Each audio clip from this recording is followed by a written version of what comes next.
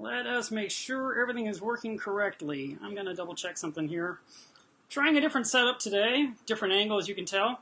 I wanted to see what would happen if we could do some kind of a demo, but we'll see what happens here. So let me jump on my YouTube with my phone just to see where we're at.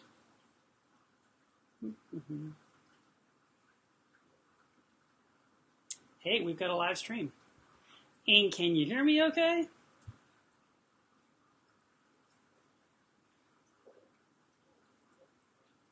Today's topic is going to be about acrylic work, and I thought I'd show you how I'm going to build my little floater box, which takes some time, so we're basically going to go bouncing back and forth as it's gluing, so I want to jump into that process here in a minute. I just want to make sure you guys can hear me okay. Okay, I got a thumbs up. Excellent.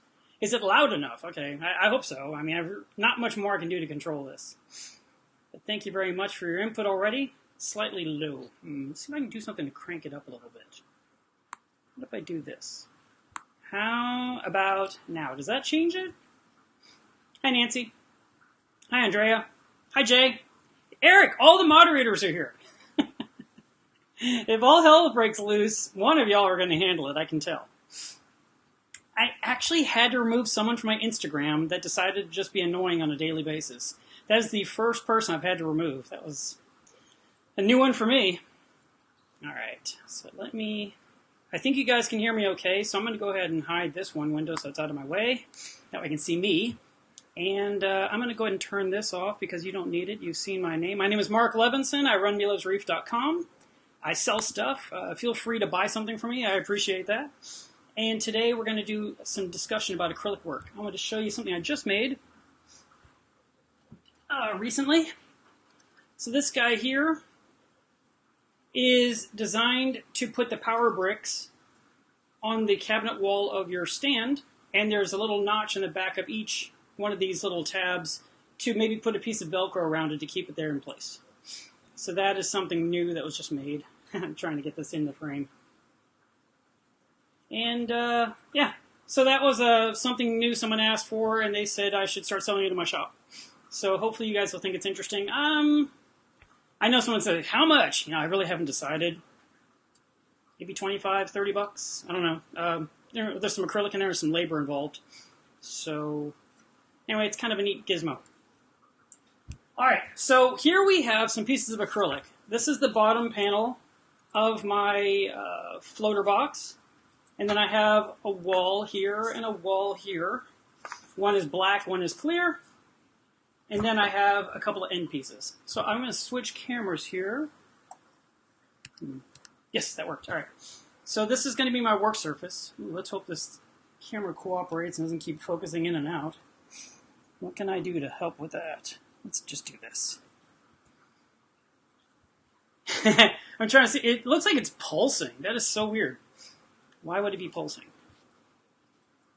I don't like that. Let me switch something out here for a second.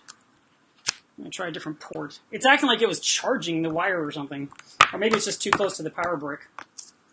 Switch this over to this side. And we'll see if it comes back to life.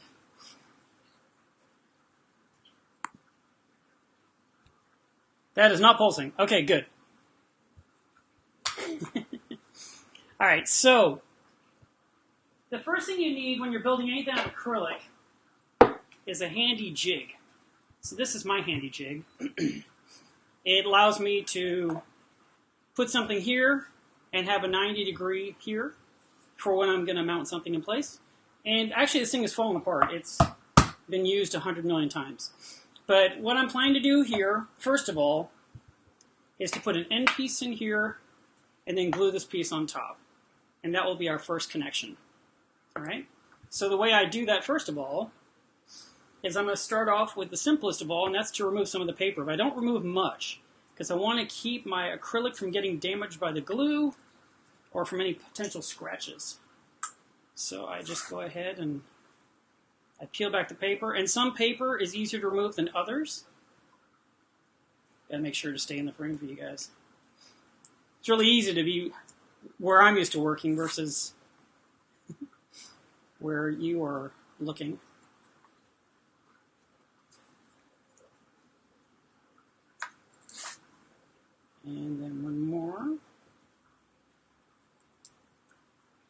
Okay, so that is the one side. This is the side that will face down. The side that faces up, I will pull it off. I keep going away from the camera. I will pull that off entirely. So this piece is basically ready. Now I've got another piece here. The piece is very small, so I'm going to go ahead and remove the entire piece of film, but usually I would just peel back what I'm going to expose. But if you're just looking for how he does it, this is how he does it. So we are in that spot there. I also need my little tiny, this one will work. And I use glue, which is it's like Well-Done. And then I use acupuncture needles. And acupuncture needles are very, very fine. Matter of fact, I went to an acupuncturist and said I need more needles, and I gave him the exact size I wanted, and he gave me something entirely different. So I had to basically say forget it, and I just keep using the ones I own. Now another thing you may need to do, you may need to prep the edges of your acrylic. I do all that in advance to make sure everything's nice and perfect and smooth. I don't just take it off my table saw or off of my CNC in this day and age. But I do run it across a jointer as well to get the edge totally smooth. I don't want to sand it, because if you sand the edge, you will actually bevel it. If you bevel it, then you'll have glue in the middle and you'll have a bald spot on either side that actually affects the glue joint. I don't want to take that chance. Also, I have a technique where I clean the edge of the acrylic I'm going to glue with a spray bottle of denatured alcohol. And I would just run it on my edges really quickly. I'm not trying to melt the material or anything. I'm just trying to get it nice and clean. And you can also wipe down this piece if you needed to. And then I'll put my piece in place. And the reason I'm doing all this really quick is because I want to talk about something else while this sits here for 10 minutes where I can touch it again. Maybe even longer. So now that I've got it lined up where I like it, I'll go ahead and I'll put my bead of glue. Hopefully my hand won't be in the way too badly here. It is in the way, but that's it. And now I'm going to wait for about 30 seconds or so. And after about 30 to 60 seconds, then I will remove the pins, and this piece will drop down just the thickness of the acupuncture needle.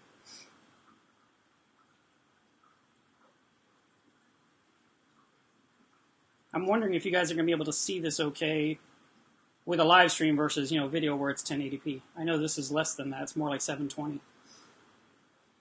So while it's curing, I don't do anything else. Matter of fact, one of the worst habits I have is to get up, walk away, and leave the pins in the project too long. And so I try to keep myself from doing that. And one of the tricks I have considered is buying one of those chess timers. Have you ever seen people play chess?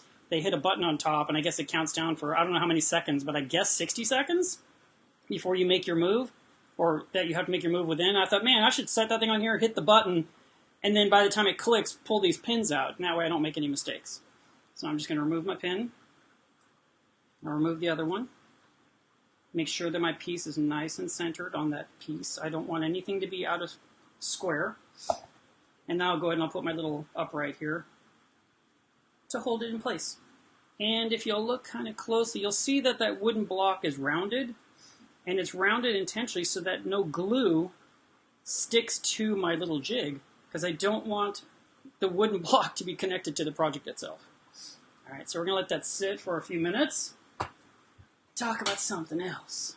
So let me switch this back. I'm going to move this out of my way and hopefully not mangle it in the process. Okay. Any questions I can answer about working with acrylic really quick? Otherwise, I'm going to jump into something else. Okay. Feel free to ask questions, and maybe I'll answer you. One of the newest things that came in, which you guys saw on my Instagram recently, was the Nero 5 pump, which I'm excited to try out on my my 60-gallon frag system. And this pump here is very small, and it fits directly on the inside of the tank. So here is the actual pump itself. And it's got a small magnet in there, but it uses two magnets that sandwich the wall of the tank. So let's pretend this is the wall of the tank. Hopefully I do this right because I'm doing it live. Yeah, so there we go. Now we have got this connected on the wall of the tank, and then we can hang our pump on there. Boom. Super, super easy. And it's going to be something you can kind of point if you wanted to slightly. I'm not a big proponent of pointing the flow a certain direction. I kind of like random flow. And then this is the driver. And the driver is like a Bluetooth driver. It's pretty neato. It's got a button on the bottom there. But you'll actually use an app. You'll program it, and then you'll download the program into this, and that's it, you're done. You don't have to like use the app all the time. This will take care of the project. And you can choose different flow rates. Someone asked me, where do I buy the acrylic? Because I'm in the Dallas-Fort Worth area, I get mine from Allied Plastics.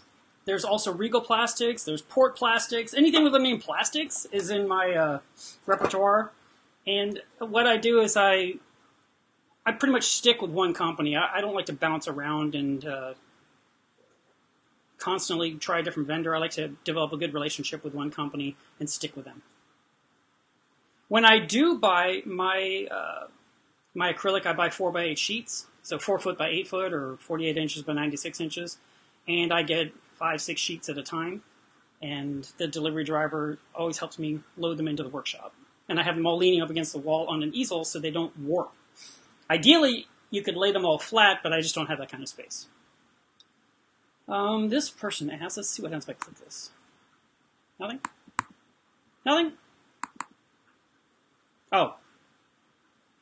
I have to broadcast. Let's try that. There we go. Can you make a lid for a sump without a lip? A lid could be made. Let's screw this over. I need to not leave it on there forever. A lid could be used on top, but what it is it's going to be an interference. You're going to have things coming up out of the sump, wires, tubing, equipment, and I think people that use lids are either going to use a very, very tall sump where everything's hiding inside a box and it's covered completely, or they're trying to lock in temperature because their sump maybe is in a basement and it's so freezing cold down there they're trying to trap the temperature inside. I've seen some sumps beautifully designed, and I mean designed, to where there's a perfect circle exactly where the skimmer sits, so it fits right around the neck of the skimmer. And there are holes for the tubing to come up, there are holes for the wires to come up, there are holes for the doser to go in. But when you're trying to make some kind of a lid like that, you're going to want something that's made of polycarbonate because it won't warp, it'll stay nice and straight. And you're going to need some little tabs in the corners to lock it in place because there's no rim. But I prefer a sump that has a rim. What kind of acrylic do you want to use, and is it called cell cast? Yes, cell cast is always better than extruded. Cell cast is clearer and stronger and more expensive than the extruded type. I wish that this would click a little bit easier so I can dump these in here. Let's see if this will work. Nope, see that doesn't... They changed this a little bit where it's being a little different here. Okay, so there are different types on the market, but a lot of times people say the words like polycarbonate or what is it? Why is it I can never think of these terms when I'm... Plexiglass. They say, oh, I need to get plexiglass. And plexiglass is actually a brand of a type of acrylic. And so when you're saying you need acrylic, acrylic is the basic word like water. And then plexiglass would be a name brand like Fiji water. All right, here's another good question. What thickness do you traditionally work with? For the most part, I've been working specifically with 1/4 inch, and then if the sump is bigger than 60 gallons, then I go to 3/8. And those are my two sizes I work with. The more thicker the material, the more heavy the project becomes. And of course, the project becomes more expensive too. And the reason that dictates the thickness is based on the height of the project. So the taller it goes, the thicker the wall needs to be, so it won't do that weird swell in the wall.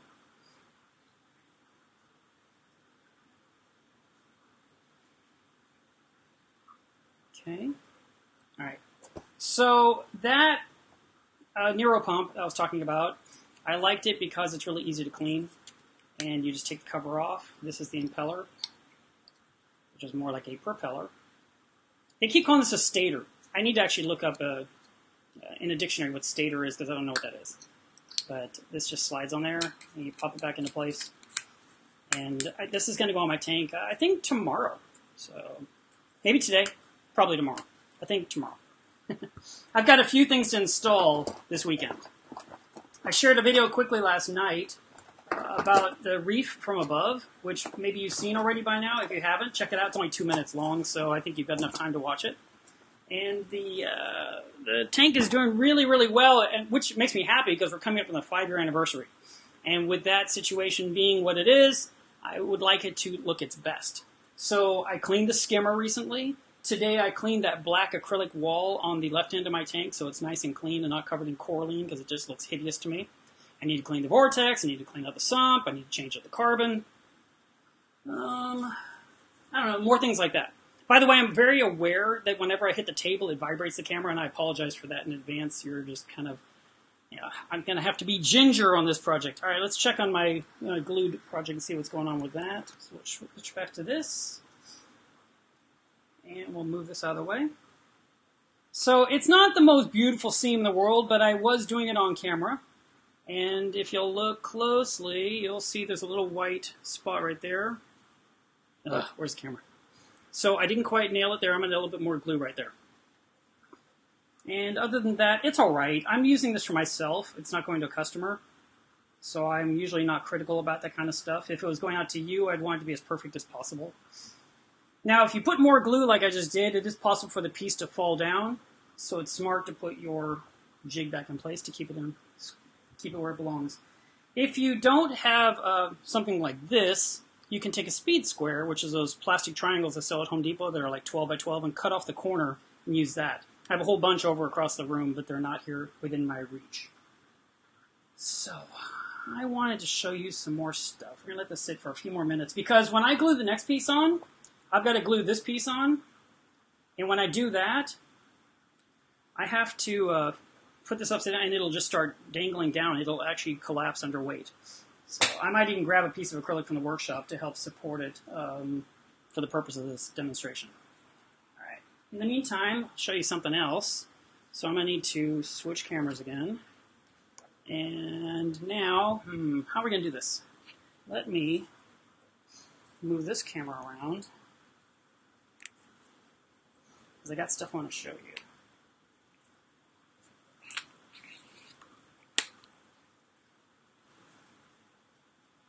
Because we're talking about acrylic, so let's start by acrylic.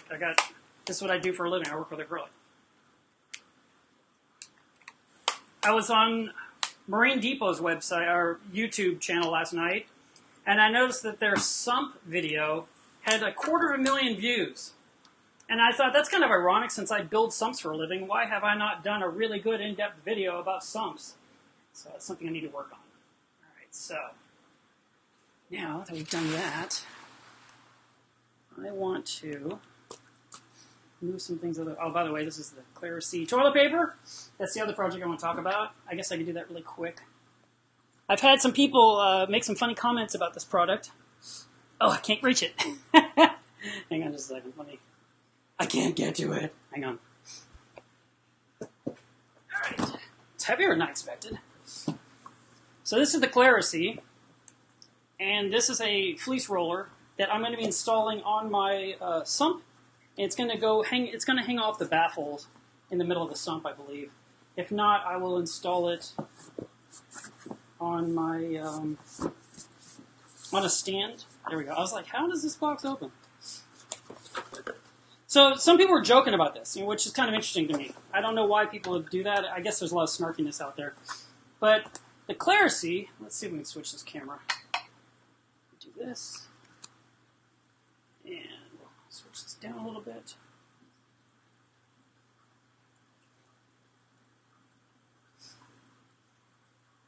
How about that? More roller material. Anyway, they were saying, things like, I can't wait to see you unbox it, and I don't know. Maybe they just thought it's too complicated, or there's not enough instructions. I don't know. I'll find out the hard way. But, I was a kid growing up building models, so this shouldn't be too big a deal. Right? Look at all these pieces! Yay! Maybe that's what they were joking about.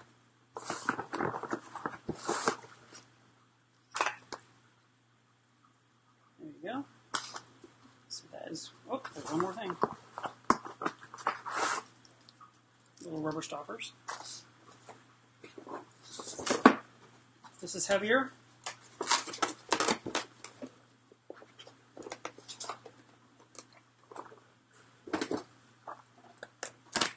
figured this is a power supply. So you're actually getting a look with me for the first time. Some more parts. Oh, all kinds of different plugs for wherever it's being used around the world. That makes sense. And then this guy here, I'm assuming, is involved in the motor itself.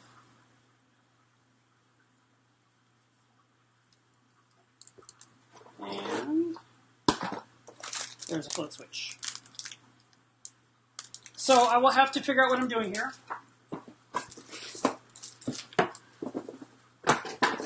See if there's anything else in here. Oh, yes, of course there is. There's the actual framework that holds it all together.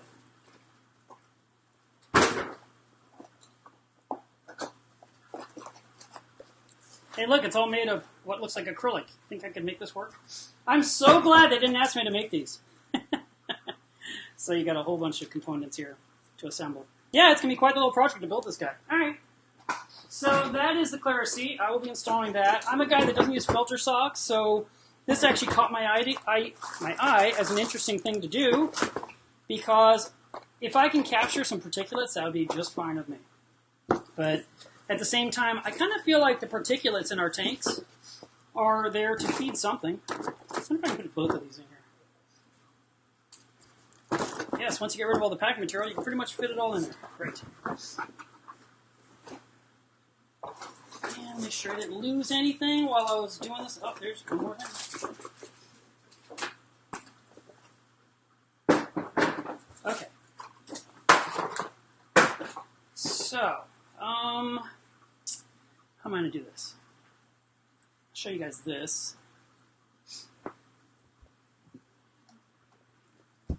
This is an order going out on Monday. And it's a very tall overflow box that is 12 inches by 12 inches by 28.5 inches tall. And this is going in the center of a 4 foot by 4 foot aquarium. And it was meant to go out on Friday, but there was just no time to get into a box, so you guys get to see it. And it's got my castle top teeth, which I'm very proud of. It gives you that nice rounded edge. When you're working in there, you're not going to get sliced up. Another project in progress, but not completed, is this one here. And if my customer is watching, he's going to be very happy to see I'm working on it. So this right here is a very long top-off container that's going to go in the front of an equally long sump that sits right behind it. And this will be all top-off water. And it's 40 inches long and about 6 inches wide and about 16 inches tall. It's got the blue base on there, which I haven't routed off the bottom yet. So you can kind of see the blue inside there. And I still need to make the top piece, put the hole in there. Oh, sorry, put the hole right there where you add water, but it's going to be added with a float. And there's going to be a pump inside that will move water into the sump for top off.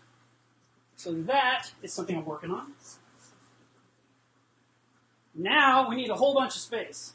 I don't know if I can do this on camera with all my stuff on the table here. Let's put this out of the way. And this thing's really heavy, and I hope I have enough wire to do this. We'll move this way over here. We'll move this right there for now. All right, let's see if I can get this thing. Oh my god. It's in the worst spot possible. All right. Hang on.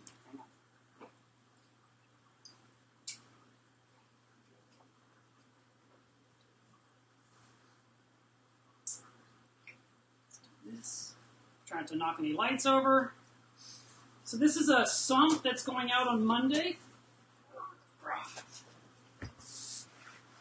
This sump is 48 inches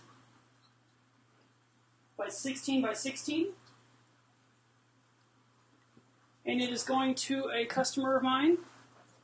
So I thought what we could do on camera while waiting for glue to dry is get it ready. So I'm going to back this up just a little bit more so you can see more of it.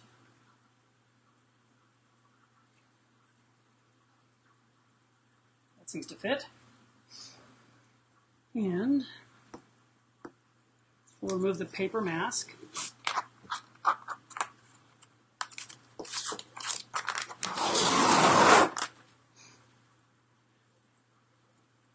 Now this sump is 3 zones, which you're about to see in a moment here, as soon as I get this paper to cooperate.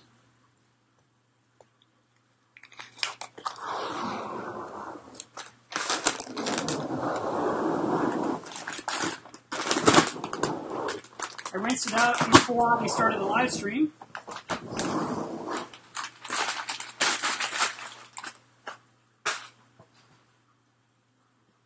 And this has the refugium on one end.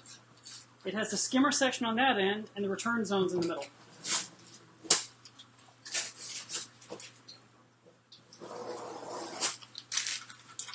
Everything that's glued with acrylic is always glued horizontally. And what that means is I don't know if that makes sense to you. So let me see if I can clarify that a little bit for you. That means I cannot glue this seam by pouring glue down that wall. That doesn't work. It has to be sitting like this on my table, and then I could put my glue in there.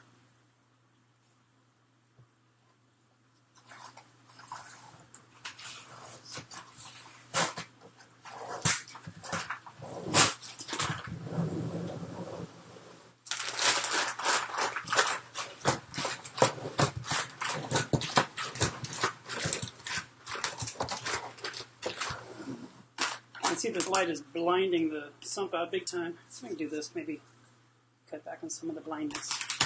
Didn't help much, did it?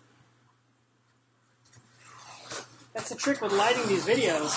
You want to have enough light, but not too much, to where it doesn't look completely blown out. Well, once we got this paper off of there, I think it'll help. Okay. So there's your sump. I still need to move the paper on the ends.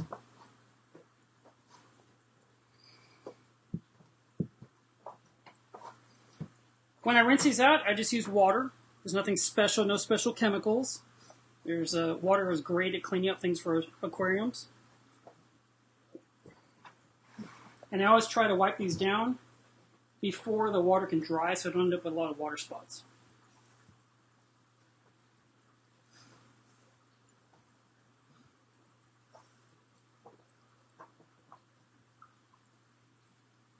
If I missed a question and one of the moderators wants to repost it, I'd be happy to answer it.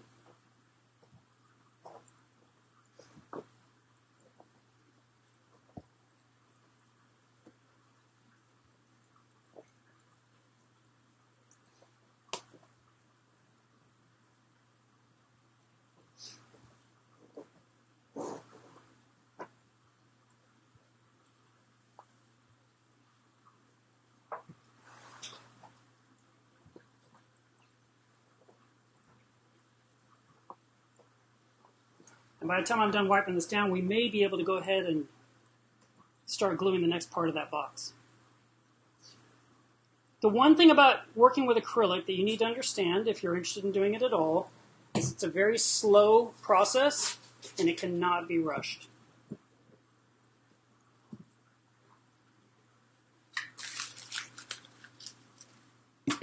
This sump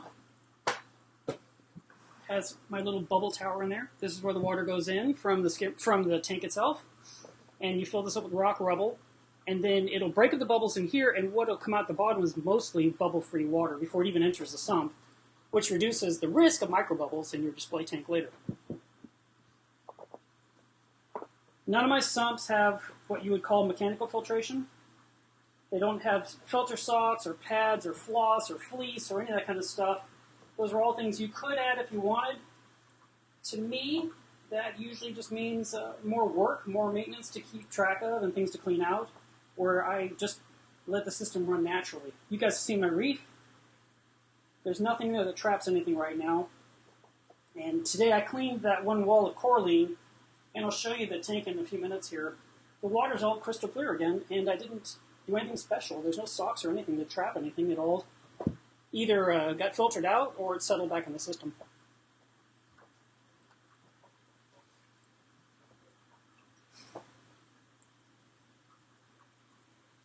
Okay, let's see what this says.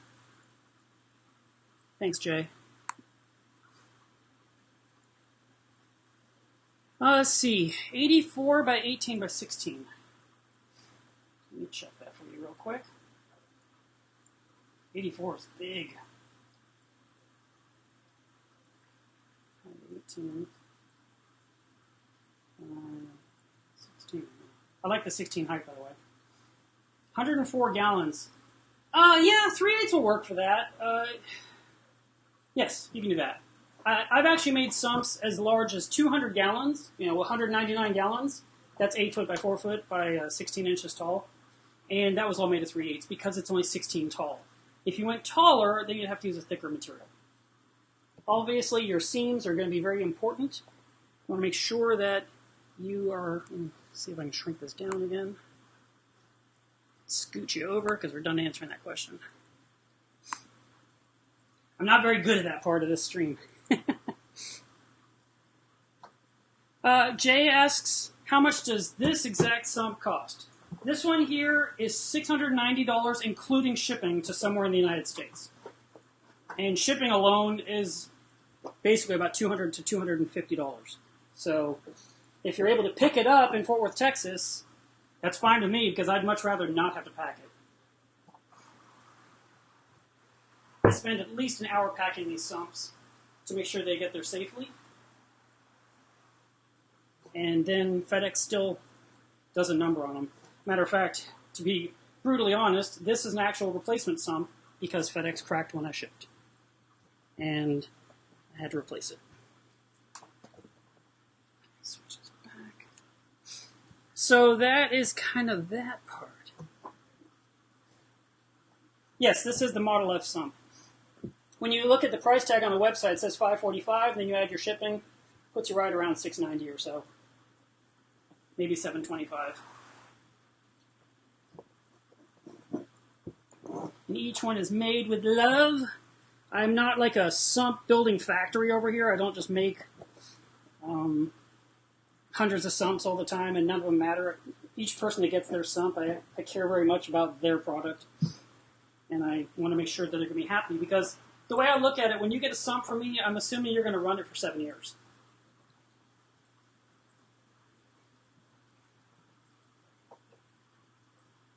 Does the sump need to have the grate around the downspout? Or can it discharge right into the first chamber? Oh, does it need the bubble tower? I just use that to break up the bubbles. But you don't have to have it. It's just a nice way of trapping the bubbles in the first place. Because if you just have water pouring in, it's going to be water and it's going to be bubbles. The air and bubbles and water is just going to flow straight across and go right in the next zone. I mean, it will. It'll find a way to just keep going, especially depending on the size of your return pump. And so as that water and air blows through, it is going to slingshot through the baffles, and you're going to see microbubbles in the return zone, and the return pump's going to suck those in, and it's going to pump in your display tank, and you're going to see bubbles. So I came up with the bubble tower a long time ago to trap them in the first place. And it worked out really, really well. It was one of the first sumps I built. I made that for myself. I was like, yeah, this makes a lot of sense to me. And it worked exactly as I predicted, which made me really happy, of course. And I've been making them like this ever since, unless a customer says specifically, I do not want that. And if they don't, then I don't include it. I just talked with someone yesterday, someone from our group, who asked if he could have a sump that was a little smaller than this one with 3 socks. And I asked him, why do you want 3? And he basically said, I don't know. So he was, thinking, okay, I know people use socks. I'm going to use 3 because I can jam 3 in there. And what I try to do with people when they're discussing their sumps with me is try to work the logistics out to make sure that it'll be something they can work with and that they can enjoy and that won't be overly frustrating to contend with, and it won't be so full of stuff that there's no room to work in there. All right. That is pretty much done. So I can show you guys something else I do.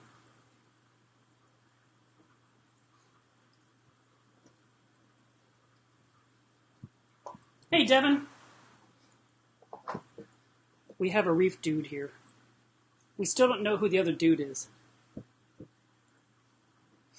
Let's switch this back to that.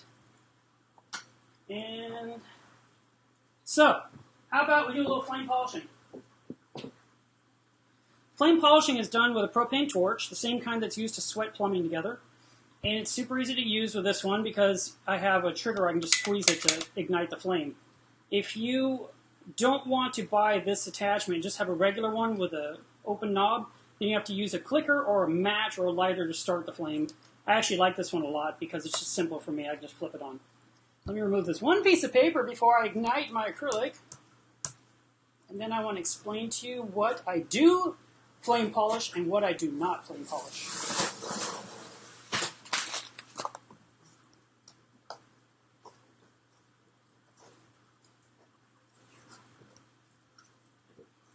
Well, I can tell you some of that while I'm peeling paper, I guess. I thought this would come off in one piece and be really quick, but it's not. Oh, come on, you brat. The bane of my existence is removing paper from acrylic. Quick little PSA, if you have acrylic and it's been sitting in your garage or out in the sun for a long time, it's going to be even harder to remove this paper.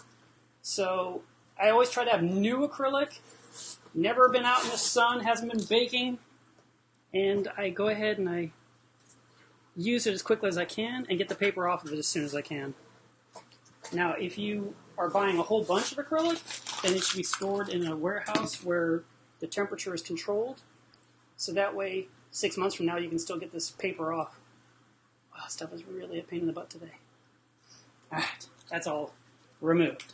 So there's still a piece on the outside of this area, but that doesn't matter. I'm working on the inside. So what do I polish and what do I not? I can do the tops of all my baffles. I can do it on the edges of my brackets here and here. This bracket here and this one here. And I can do my inner edge all the way around. And the reason I do it is to soften it so it's not, I mean, it's already rounded over a little bit, but I don't have to be sharp when you're reaching in. I don't want to scuff your arm. So I flame polish that. And I'm just going to ignite the flame. I'm not going to the absolute, I mean, this is the maximum. I don't need to be maxed out, but I need it to be, a decent flame. And then I'm just going to move it across my material, and I'm not going to keep it in any one spot for more than a half a second. So I basically point it at my subject, and then I start moving. Okay, it's a little bit low.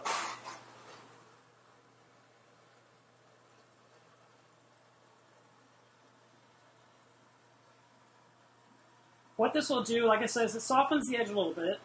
It also can help make the edge look a little bit clear. So it kind of gets you that see-through look.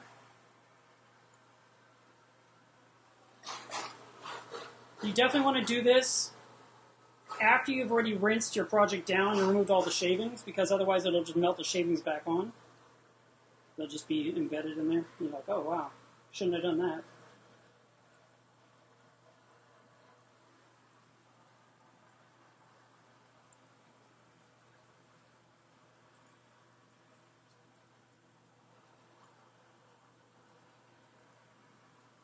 It kind of gives you a nice wet look is basically what I'm trying to accomplish. Now, if you were to leave the flame on there too long, what will happen is the acrylic will bubble, and you'll see a lot of little holes in it, and it can even turn black and burn because it's flame. So that's why you keep moving, and don't leave the flame anywhere for longer than a half a second, probably even less than half a second. I'm just always on the move. All right, that's it.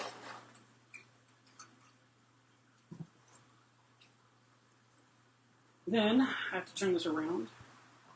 So I got to hit the other side. I got to hit this edge here that I didn't do. Now, is it too hot to touch right now? No. It's just warmed up, but I would have to really heat it up to burn myself on it.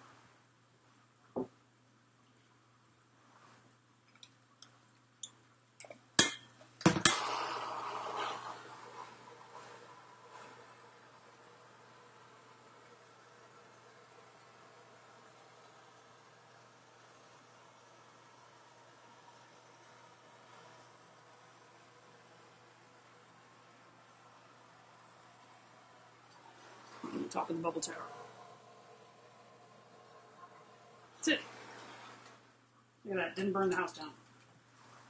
That's always nice. All right. So that's pretty good. All right, so we're going to move this out of our way now. Just kind of wanted to give you guys a quick little tour of that.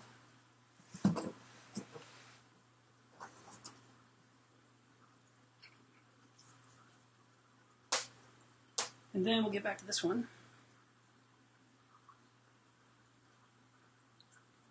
Move this a little bit closer again.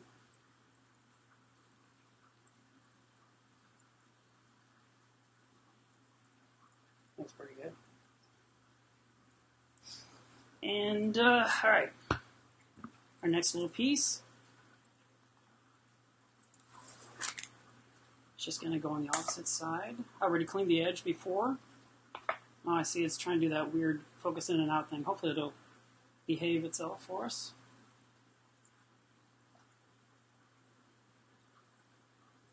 When working with these little tiny projects like this one, I like to do several at once. That way I can work on one piece of the L and let it cure for a long time before I come out with the next piece. I'm not really a fan of gluing left-handed.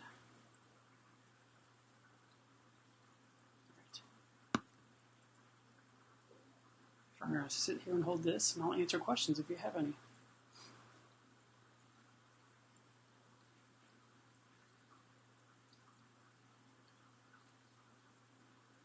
Freeman's Aquatics said, "This is a great stream." Thank you very much. I appreciate that.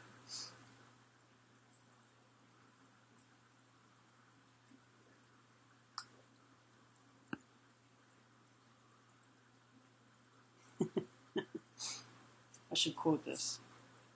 It should be permanently added to the stream.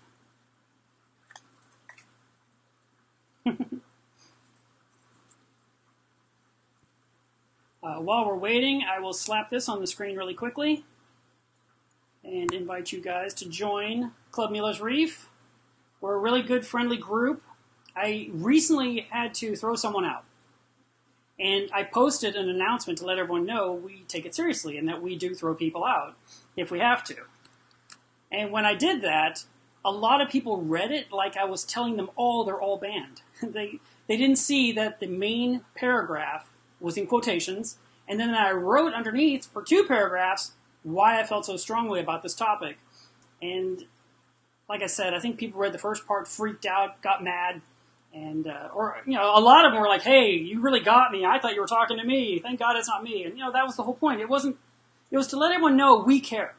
It's myself and 5 moderators, and we are trying to keep the peace between 3,000 of you right now.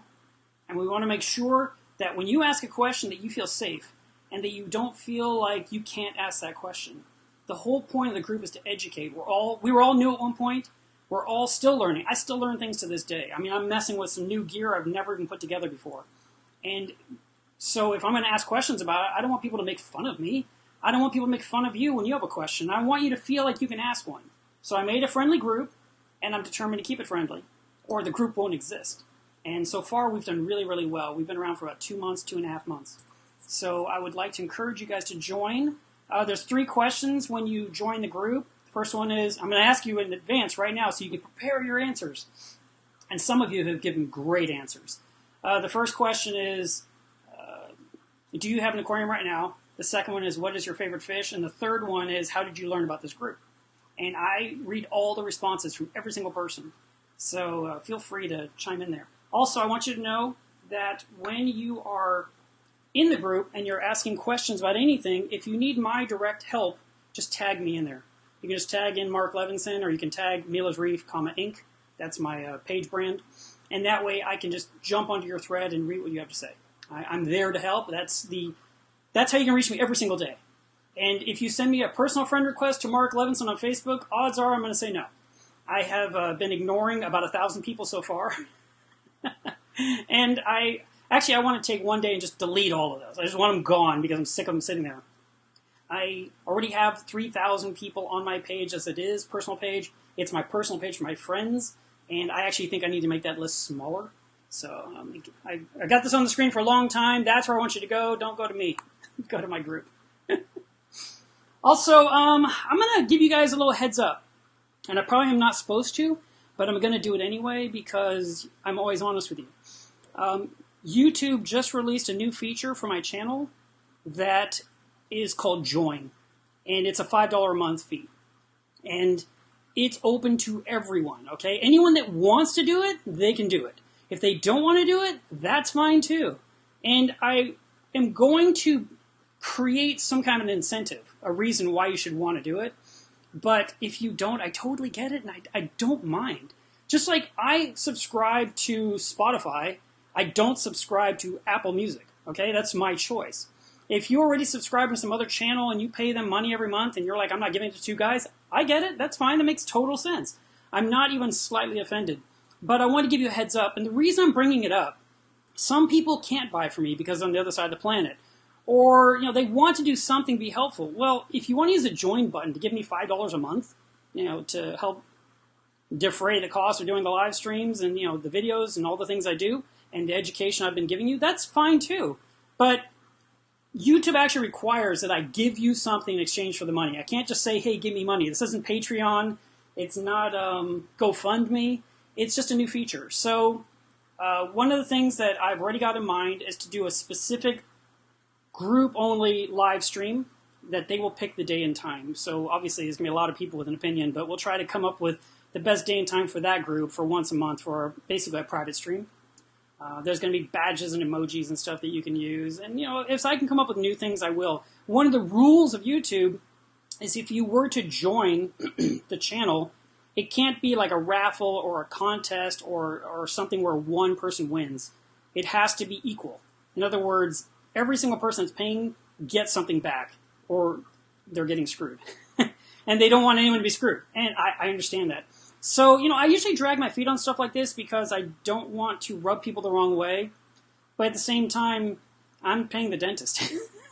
So any dollars that come in that goes into the oral surgeon's pocket to get me that tooth I need is great help for me. So I'm going to put that on soon, probably in the next 14 days. And I just want to give you guys a heads up. All right. I'll put this on here really quick because I like that. I like nice comments, okay? I really do. Thank you very much. I appreciate that. That talk, I cared very much about how it came across. And I knew that it was a specific one for new people, especially people trying to set up a new tank. And I wanted them to get some basic information. And I put a lot of pictures in there of tanks I had in the past to show it's not just a rectangular box. There are a lot of different ways of doing things, and I've had little tiny 3-gallon tanks. I've had an angle tank for a long time by the front door of my house. When you first walked in, it had anemone and clownfish in it. It was really pretty. And then I had my 280-gallon reef that I loved. Right now, I'm currently loving my 400-gallon reef.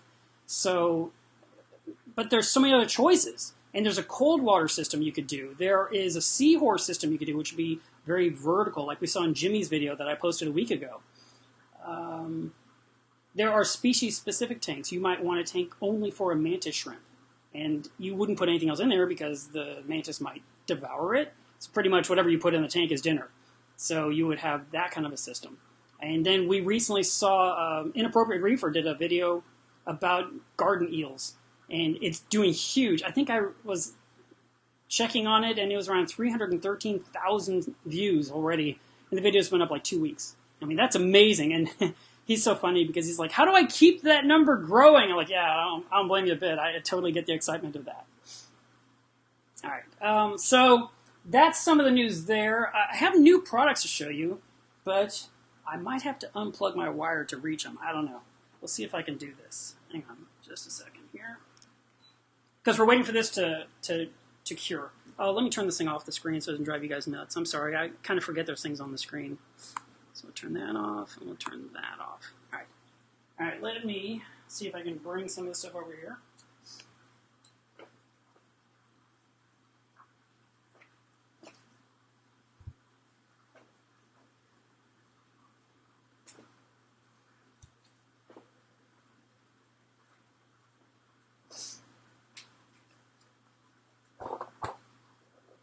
And then, oh! Can you still hear me? Sorry about that. Hopefully it reconnected instantly. Move this out of the way again. I need that thing over there, and it's really heavy, and it's really hard to get to. All right, let me move this for 1 second first. Make sure that's curing. All right. I'm trying to do this, guys. Let me know if the sound still works or if I destroyed it.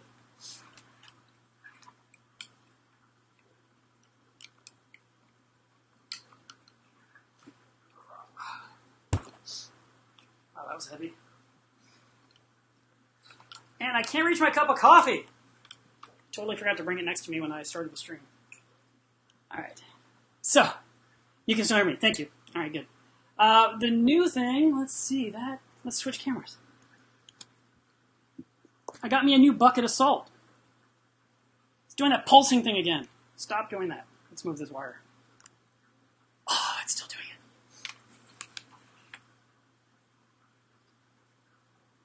it. Okay, unplug. Plug back in. Switch. No pulse. Ah, it's still doing it. Why is it doing that? It's like my camera has a heartbeat. It's hilarious. All right, well, we have to switch gears here in a second here if that doesn't work. Wow. Let's try unplugging this. Maybe it was my laptop was trying to charge, and so it's doing that. Okay, so this is a new salt to me. And you may see other people talking about this salt on YouTube because they sent it out to a bunch of YouTubers. They all want, they want to get the word out about this product.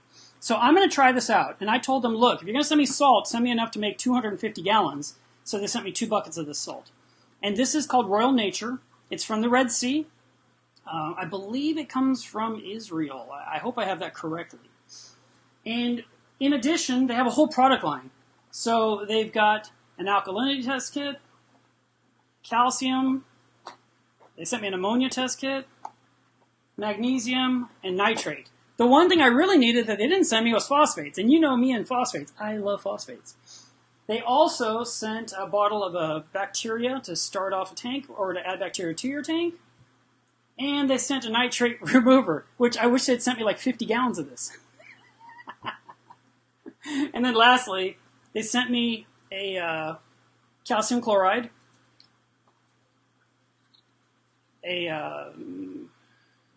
sodium bicarbonate, so soda ash, and then finally the magnesium chloride.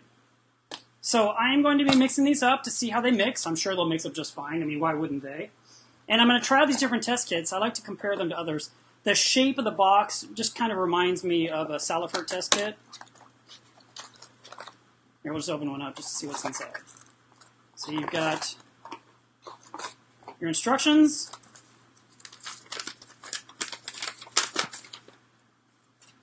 You've got your color chart, which mine will be up here. And then you've got your 2 reagents. Oh, I'm sorry. 2 reagents. And you've got your beaker, which is a plastic beaker, not glass. You've got a syringe. And you've got your little spoon for the powder.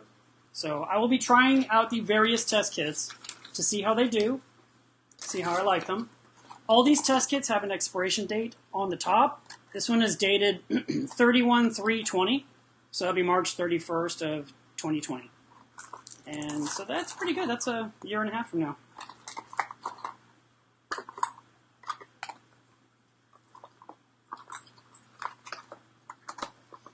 I do not know what the alkalinity of the salt is because I haven't mixed it up yet. But when I find out, I will let you know. I'm actually going to see it. As you guys know, I haven't done a water change in I don't know how long. Probably a year and a half. I really don't know. It's been a long time since I did a water change. So I'm going to mix up this salt. I'm going to measure it. As long as my temperature and my salinity and my alkalinity matches, I'll change water on my reef. I'm also going to change water on the frag system. Both tanks have not had water changes done in forever. So I am going to see how it does and see how what's my livestock going to do? Get mad at me for giving them cleaner water for the first time in forever? If anything, I should see a little bit of growth. But my tank's been doing really, really well. Lynn asked this, so I'm going to throw it on the screen. I don't know. It looks like Salifert, but I don't know.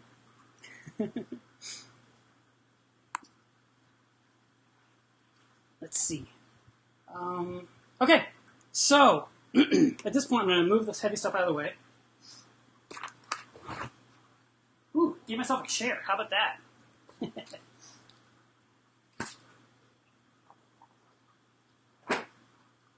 Now, this next part of what I do is going to make some noise.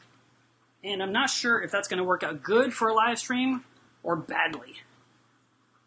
Oh, look at that. I get to sit. It's kind of nice. I might have a new use for this salt bucket. Okay, so when these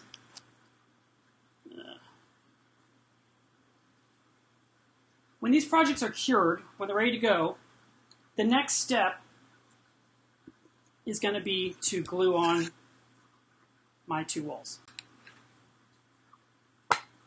But to get a good bond, there's an extra step I do that I do not know if it'll work out well on the stream or not, and that involves sanding. So what I do is I peel back my paper a little bit, and I found my razor blade. So I trim off my little bit of paper here. Same with this one. And I'm kind of rushing this a little bit. I normally would, like I said, I take my time. Wow, we've already been at this an hour. If you guys need to go, I get it. It shows 141 of you are on here right now at the moment. But if you have nowhere to be, then you can live through this experience.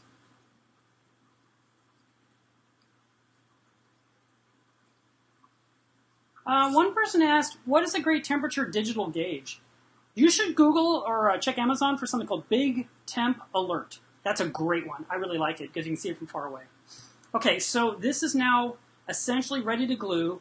But you see, I want this spot and this spot, ooh, especially this spot, to be smooth. Ah, see, this thing moved over on me. I didn't even notice. I'm not going to be able to shove that over where it belongs. That might be the end of this demo. All right, God. All right, so anyway, I have a sanding block. This is a 220 grit, so it's very fine. And I would just work my way across this. Like I said, this might make some horrible noise. I don't know. And what I want to do is I want to create a nice, smooth intersection right here. So when I'm gluing my stuff, one of my goals, of course, is to make sure everything is cut the exact same size. And then I want to make sure that my pieces line up perfectly when they glue. And the fact that this one got away from me, I think it's because I picked it up and moved it because I was trying to show the table and kind of hurt myself here. Now, since I'm making this for myself, I could either just limp along, or I could just throw the whole darn thing away and make a new one after I'm off camera. But basically what I do is I want to create a nice smooth spot here, and that is pretty close to perfect. And I can tell because see how, see that, you can see there's a little bit of black still showing? I want it to all be the exact same whitish look. And there is kind of a whistly sound, so that's what I was afraid might happen on camera. Then I have to do the same with this one. Well, this one here, it is up like a 32nd of an inch. That's going to be some serious sanding. But not impossible. I mean, it just kind of sucks because it's extra work. And I hate extra work. I hate redoing anything. If you guys saw earlier this week, I made the mistake of, well, I hit a spot incorrectly on my CNC programming, and it cut into my table and destroyed the wood. I was really, really mad. All I could think of was, I'm going to go to a bar and drink until I can't think about this. But I didn't do it. But I really wanted to just get hammered. And, I mean, it's not a huge, horrible expense either. I mean, you know, it's not the end of the world, but I hate to waste anything. And that board was like 40 bucks. And so, you know, I have to go buy a new $40 board to put under my acrylic when I cut out all my future pieces. And I would like to avoid making dumb mistakes like that. So I made the mistake. I ruined the board. And I've got to go get a new one. And so I was at Home Depot a couple days ago to verify. And the board was in stock, but it was raining outside. And since my wood sits on top of a trailer I haul home, I just waited. So I might go today, or I might go tomorrow, because today's crazy windy. All right, hang on, guys. I'm sorry it's going to take so long.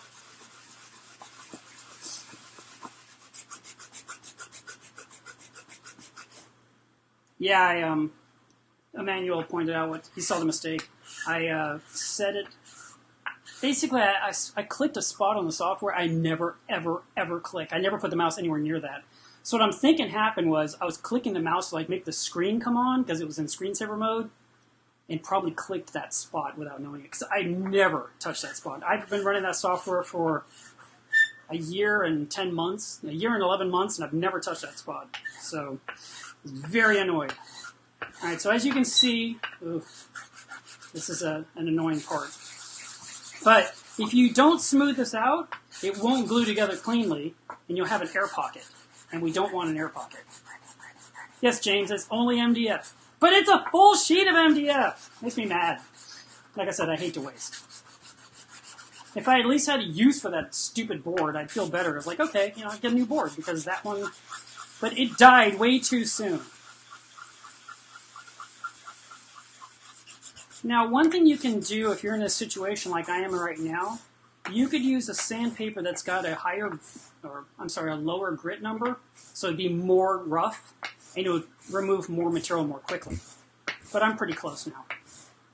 It's just, if I can save myself any extra steps when I'm building something, I want to.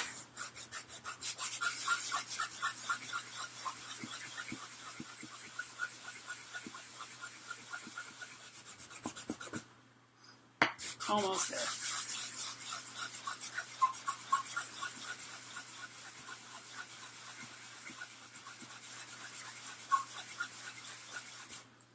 Okay, good enough. That wasn't the end of the world. Maybe I will keep this after all. Okay, so now we have a very dusty product. I want to remove all the dust. I happen to have a handy towel here, so I'm just going to remove this. It's a damp towel because I wiped off that sump, so that works out. It captures this dust nicely. But this isn't cleaning the acrylic. It is only getting the dust off so I don't end up with a dusty product in my glue joints. And then I have to do the exact same thing on the other side. Ugh. Oh well, that's later, not now. So, now that we've done that, we will spray some denatured alcohol on my towel. Different towel, this is my dust towel. And I just wipe this clean. Then I'll take my piece of acrylic, and it even has a little bit of dust on it. So we'll swipe that off.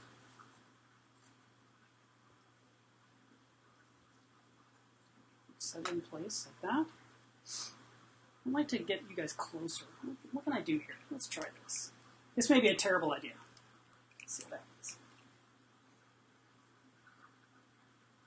Hey, that's not bad at all. Okay. So, now I need 4 pins. I have 2. So put 1 pin there. And we'll put 1 pin here. And we need 2 more. So 1 goes back here. And then 1 gets over here. I want to make sure everything's lined up perfectly before I put any glue. And at this point, especially with smaller projects like this, it can dance around on you. And one of the things you can do is you can put something heavy to push down on the product to help it stay a little bit more stable.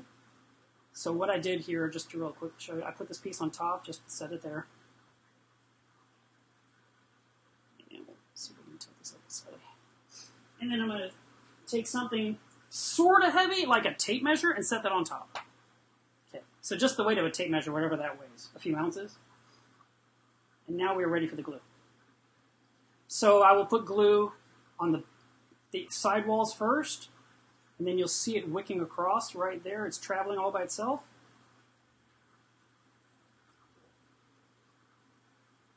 And then we'll put some over here. Shaky hands, sorry guys, I'm trying to glue and hold all this stuff at the same time. And then a little bit over here. And you see my project move. That's okay, because it's still wet. I can just put it right back where it belongs. Make sure it's nice and square. I'm going to back this up slightly so you can see.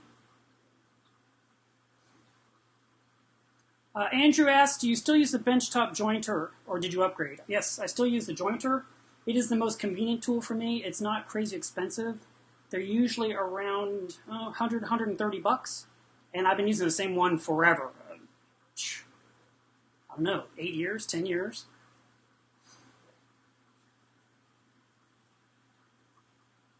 And thank you for that, Andrew. I'm going to put that on the screen for everyone to see.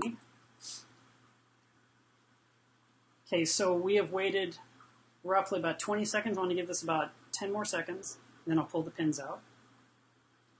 Meantime, I'll go ahead and do this.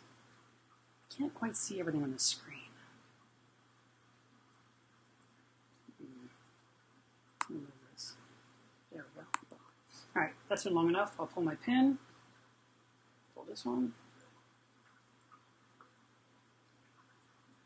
All right. And now it's going to sit down, and it's going to just rest here for a few minutes. I'm not going to touch it. I'm going to leave it completely alone. If for some reason you saw a spot you didn't like, some area that concerned you, you can always grab a very, very straight needle, which I don't have very many of those. Most of mine are all bent. And you can kind of go in there and you can stab the spot and just kind of like work the air bubble back out of it to make sure it's completely gone. Because you want it to be a completely glued seam and not a spot that has a big air pocket that water could leak in. Something that people ask me often is, do you water test your products before you ship them out? And to be really honest, I don't. And that's because I can see the seams. And if the seam is not good, then I'll know that it's not going to hold water. Now you can see there's like a little tiny air bubble back there, just a little itty bitty tiny one. It's not a major one, so it's not one I have to worry about. Okay? So this has to sit for a while. All right. Jack asks, what are you building? I am making a smartphone floater, which is what I use to do photography of the reef from above with your cell phone, like your iPhone or your Android. So I make this box, and you set your phone in it, and you set it right on the surface of the water, and you can take pictures with no ripples, no reflections, and you get a beautiful, beautiful view. I just shared a video last night of my reef from above, not using such a box because I gave mine away. And so I had to make myself a new one. I thought, we'll do a demo on YouTube. I think people will like that.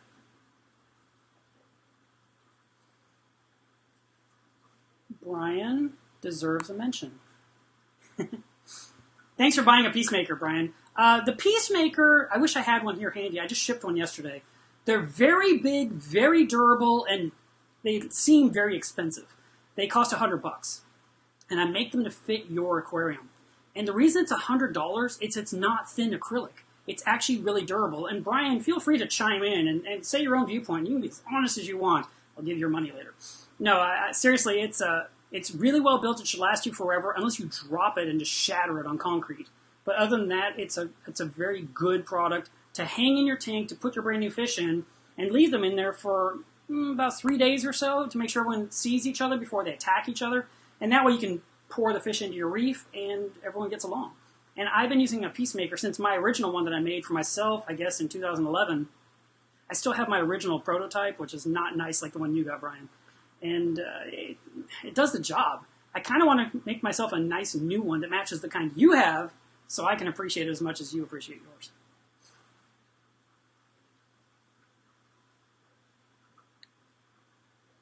Focus 57, I appreciate that.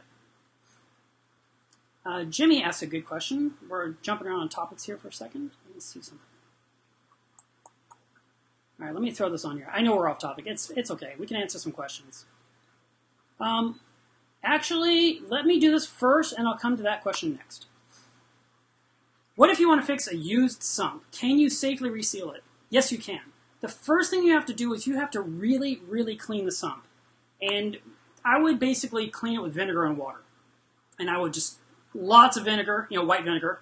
Matter of fact, I went to buy white vinegar while I was at Home Depot. I was buying muriatic acid, and I thought, oh, you got white vinegar? And I said, yes, we do. But they had these little half a gallon or pint and a half containers. And I was like, that's not going to work.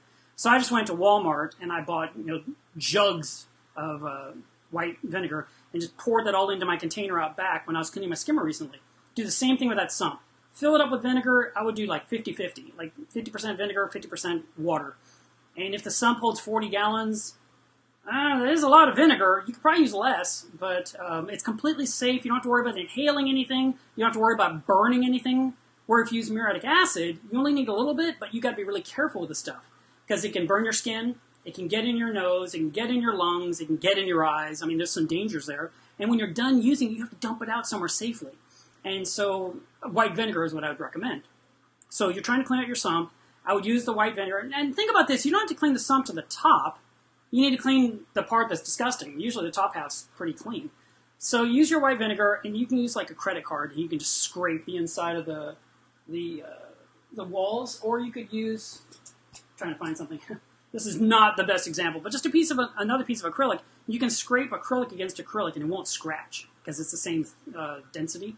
So you can just scrape everything clean, get in those seams and those nooks and corners. Once it's completely cleaned out, then you can go ahead and you can actually put Weld On 16 in all of your seams. I would take the tube and I would put a little tip on the end. I'm going to get that for you guys. And I'm going to plug in my laptop really quick just to make sure we don't run out of juice.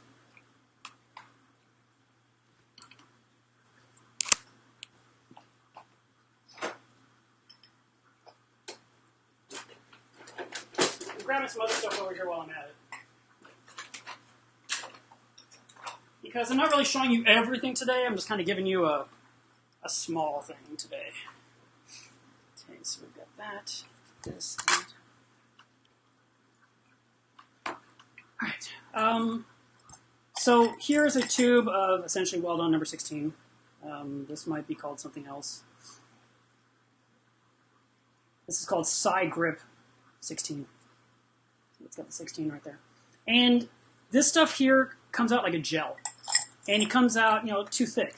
So what I do is I use these tips that I bought at Hobby Lobby.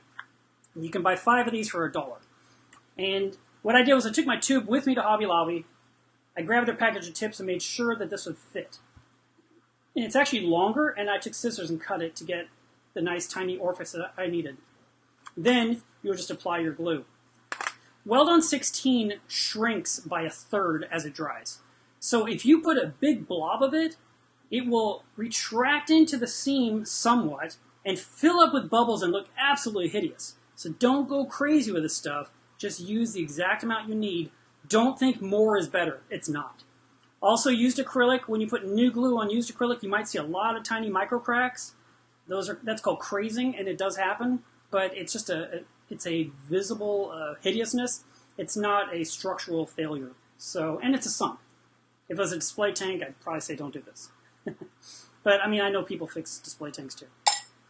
So anyway, these little tips right here, these right here, you want those with your tube. And if you can't go to like a Hobby Lobby, you can go to Amazon and buy it there. Also, this just goes handy. I'm going to show this to you really quick. I bought this at a barber shop. And these are really cool razor blades. As a matter of fact, I think I tried to show them to you guys a while back and couldn't find them. And here they are. So this is a single-edged razor blade covered in a cardboard cover. I'm going to show you why I like these. Watch me slice my hand open trying to show you this. So the edges are rounded. See how it's not coming to a point? So you can actually hold this in your tank and you can scrape things and not gouge your glass. Or potentially your acrylic. I only use this on glass. But this is a really handy one. And this package right here was 5 of them for $3.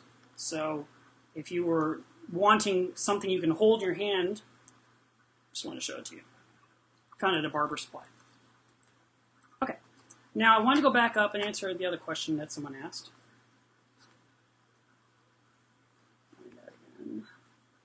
I'm going to hit some questions now. This thing is still gluing, by the way.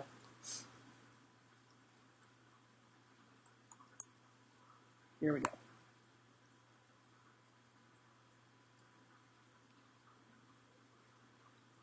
Should I leave the flow open and still have it run through the DI?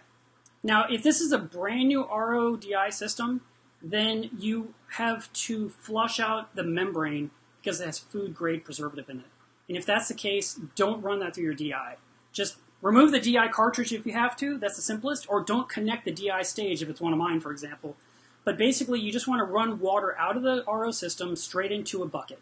And once the bucket is full, which is 5 gallons, that's it. You're done. You can go ahead and toss that water in the yard or wash your car or throw it in the washing machine for laundry. And now you can start making RO water for drinking, and then you can connect the DI, and you make DI water for your reef tank. Then I wanted to answer this one. Do I run my Refugium light 24 hours? I do not. Actually, my Refugium light runs for 9 hours a day. And it's on right now, and it's off around midnight. I used to run it all night, but I switched it a long time ago for the convenience that my tank sitter was coming over. And my tank sitter, I had some livestock in there, I think, and he had to feed it. And so having that on a reverse schedule was a bad idea. So I went ahead and I switched the lighting to daytime. And I've actually enjoyed looking at the refugium during the daytime. But most people run the lights on the refugium at night to help with pH levels that are low, to bring them up. And some people that do run 24 hours a day do so because of the plants that they're growing, because if the plant doesn't get continuous light, it can go sexual. And that is specifically pertaining to one or two types of caulerpa. The caulerpa I have is called feather caulerpa, and it doesn't have that problem, and so I can just do 9 hours a day. Okay. And then I saw another one.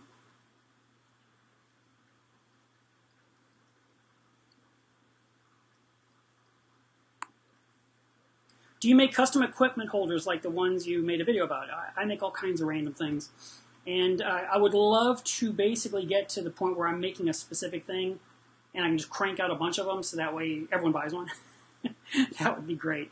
And so if someone needs something specific, I can do it. Now, if you were talking about my big electrical panel, I've only made the one for myself. I've had a lot of people ask me about it, and I always answer back with the same thing. Show me exactly what you want. I mean, just draw the entire thing up, put all your measurements everywhere, tell me where every single item goes, and then I can mimic it. And yeah, I can make one, a power panel station. But there's other ones on the market now. I think Marine Depot sells one that you can buy. It's sort of a kit, and you can kind of put it together the way you like it. One thing that I just showed earlier in the stream, where did I put it? Here it is. I just made this for a customer. And this is a power brick holder that'll hang inside the stand. They'll just screw in at the top. And then you can put a brick, a brick, a brick, and a brick. And I put little notches here in the bottom of each one of these trays, so that way you can put a Velcro strap around it to keep it in place so the brick doesn't fall off, especially if it's like over a sump. So I just made this for a customer that's local to me, and that will go on my website.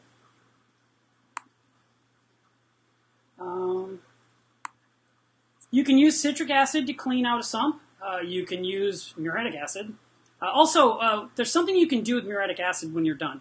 If you have the acid in your sump and you need to cancel it out so it becomes safe, you can, you can Google this.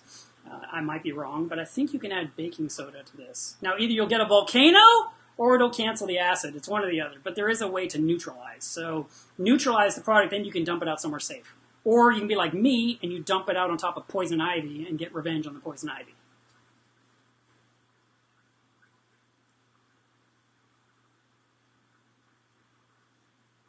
Let's see. This is a good question. Can you use aquarium silicone in a pinch to fix a leaky sump? It depends on where it's leaking. Now, if the sump is made of glass, silicone is what it's made for. If it's acrylic, the silicone's going to be more like a Band-Aid. I know that I read that Sanjay, who has a 500-gallon Reef, had a leak near the bottom of his tank. And he reached all the way down to the bottom of his tank with super glue and squeezed it out in that area. And so as the water was flowing out, it flowed out the super glue and patched the hole. And that stopped the leak. And he had to do that 2 or 3 times because it doesn't last forever. I'd be so freaking terrified. But that was his workaround. The problem with silicone in a reef tank is the fumes affects your livestock. So typically, anytime we ever use silicone, we want to use it in a situation where it had time to dry, cure, and air out for 24 hours before it's in the system. There are some products on the market that are completely aquarium safe that you can use underwater that looks totally hideous. There was something one fish store in Austin showed me, and it was this caulk tube, and it was blue. I mean, the stuff that came out of it was like light blue, and it was an emergency patch. And it was $80 a tube. But I thought, man, for $80, I'd rather have one of those tubes sitting in my fish room. And that way, if my tank ever were to leak, which, as you know, I've had a couple of tanks leak over the years, I could just squeak, squeak, squeak, and then I'd be able to figure out how to get the livestock out safely and not be in a panic. But can you? Yes. Is it great? No. All right. We are almost to the point now where I could glue the other side of this box. But I have to sand. Hideous. Let's switch this here to that. And we're too high. Down. So this one here, you guys want to get the phone for me really quick? We're just going to ignore that. You know how many calls I've gotten about politics lately? Kind of glad the vote is over. That ring will stop after 4 rings.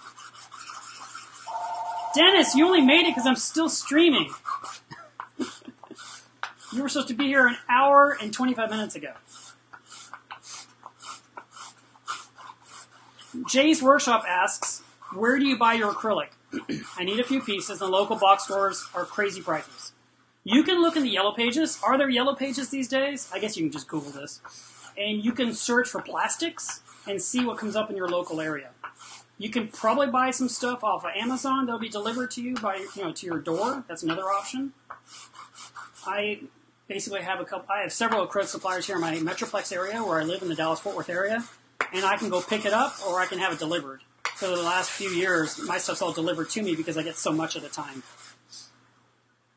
Okay, that was the easy side. This is the hideous side. This is the one that's bad. It's going to take a bunch of sanding. This is going to take a minute or so.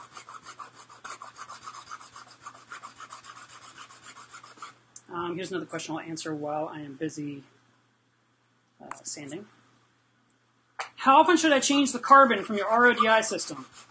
The RODI system has a pre-filter sediment filter and 2 carbon blocks, and those are good for up to 6 months. So basically twice a year you want to change those out. Now that is based on the premise that you're going to make about 125 gallons of water a month. If you don't make that much water, it can go a little longer between changes, but I really do recommend you just change it on a regular basis, as you're supposed to, because it protects the membrane from damage. And what is that damage? Chlorine.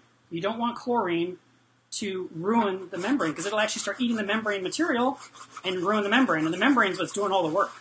The pre-filters are only there to protect the membrane. So changing that regularly is smart. Just like on your AC system in your home, you have to change out the filter on a regular basis because it protects the system so it can cool and heat properly.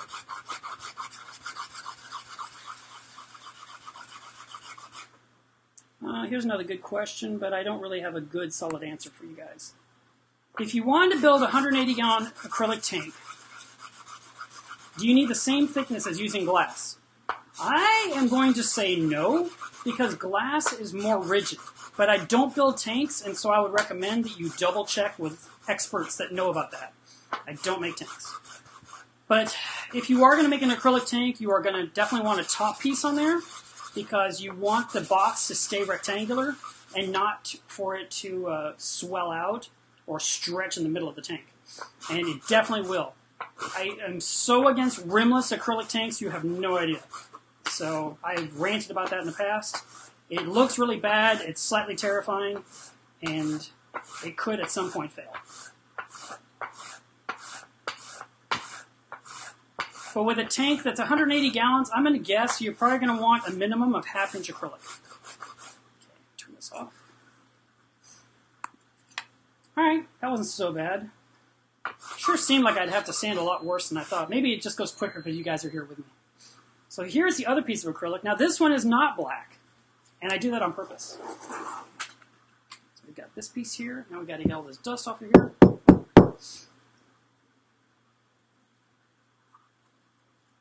Wipe all the dust off. I don't want any of the dust in my glued seam.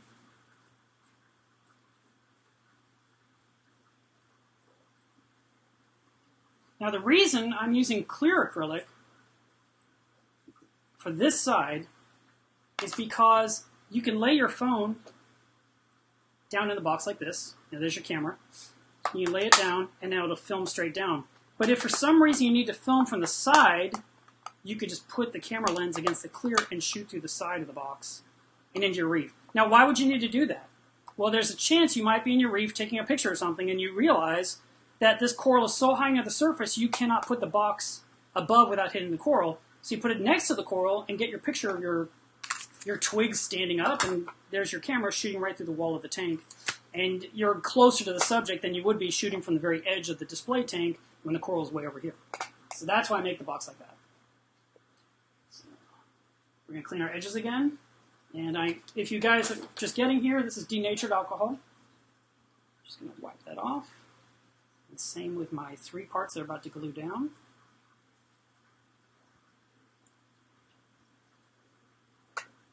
And this worked so well last time, I'm going to do it again. I'm going to take the camera, move you guys down to eye level. I mean, I thought it worked out well. No, it actually looked pretty good like that. I think I like that angle. And we're going to put a pin right here. These are acupuncture needles.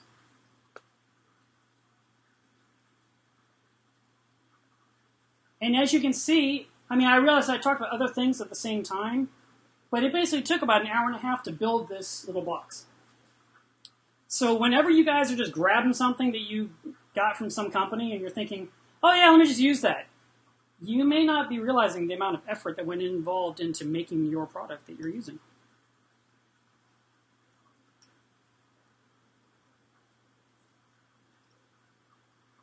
And all the effort that goes into getting it packaged up safely to get to you.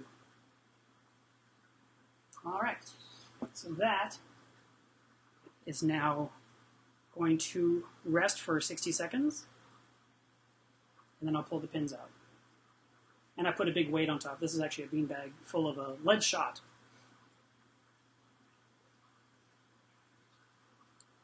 Get you back up here.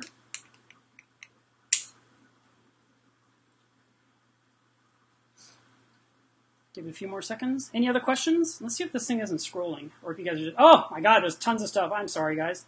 I didn't realize there was more.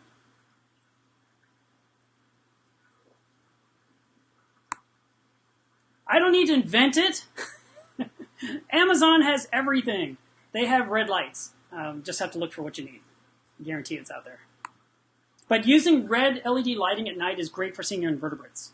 And that way you can see things. And they can't see it. They don't see the spectrum. So we're going to pull up these 4 pins. I'm going to make sure my box stays exactly where I want it. No surprises. Yeah, it's trying to wander. Mainly because of the big weight on top, it's kind of sliding it. So I'm going to have to hold this for a second while I talk to you guys. The thickness of the acrylic I'm using right now is 1/4 inch. It's my favorite size. All right, let's see what else we got here.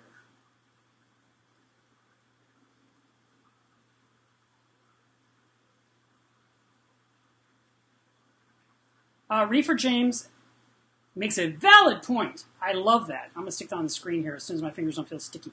Just a second. All right, get my hands clean so I don't get glue all over my keyboard.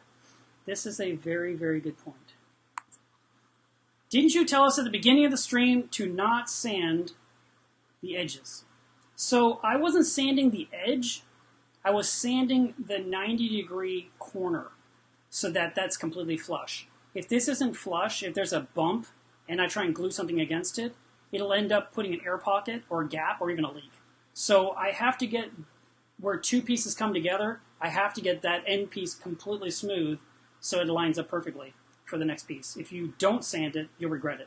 But just to like sand a long piece, you'll end up beveling the entire length of the piece. That you don't want to do. So great point. Thanks for asking that. No one's actually said that before. Let's see. Jeff Peterson asks if I'm using super glue.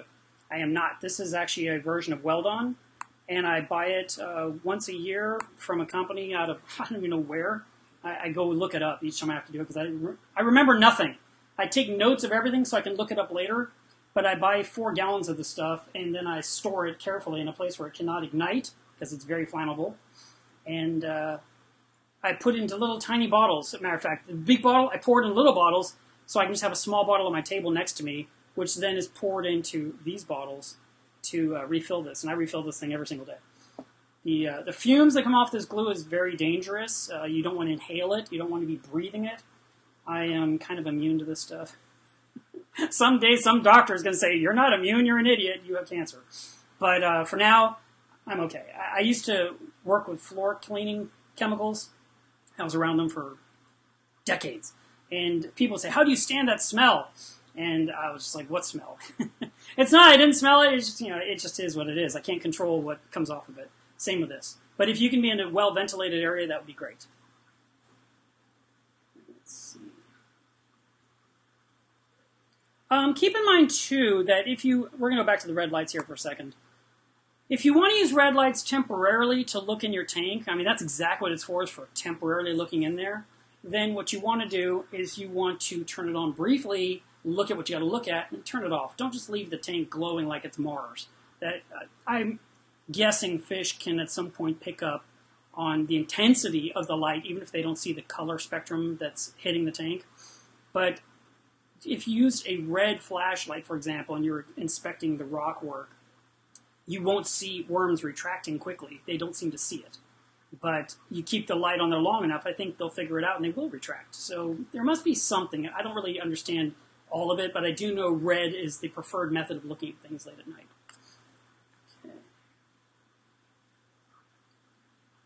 Okay. Chris made the comment, but doesn't understand, so I'll just clarify. You could sell the MDF weir to someone doing a plywood tank. The weir you saw cut out in the wood only went this deep, and the wood's this thick. So it didn't go all the way through the sheet.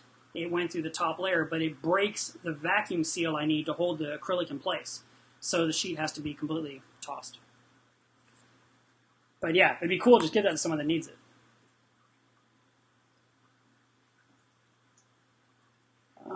Someone, I think this was asking how much to buy this. This box right here, I think I sell these for $35.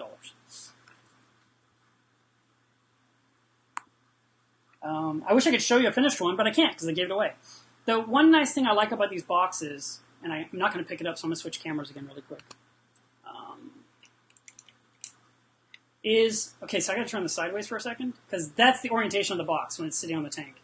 So this is a leg right here, and then this is the other leg. Let's see right there.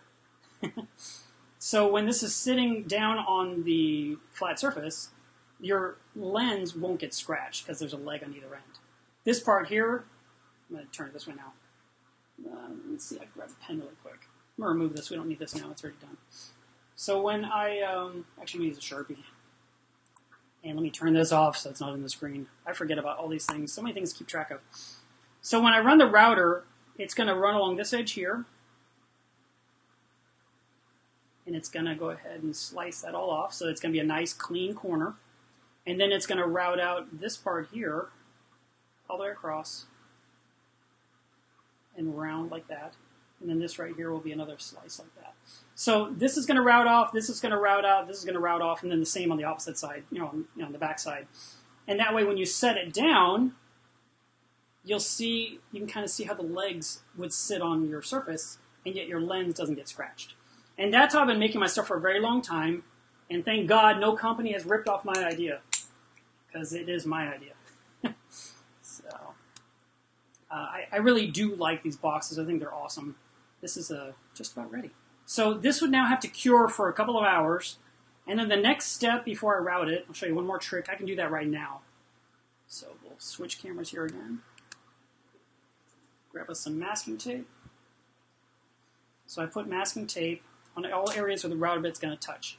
The router bit is going to trace along this edge here, so the bearing is going to go along here, and it's pretty much going to hit my acrylic window, and I don't want to damage the window. So I put a piece of tape right there.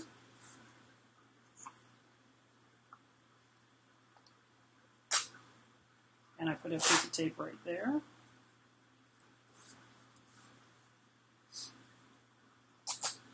And then another thing I like to do is I like to put a piece here and here.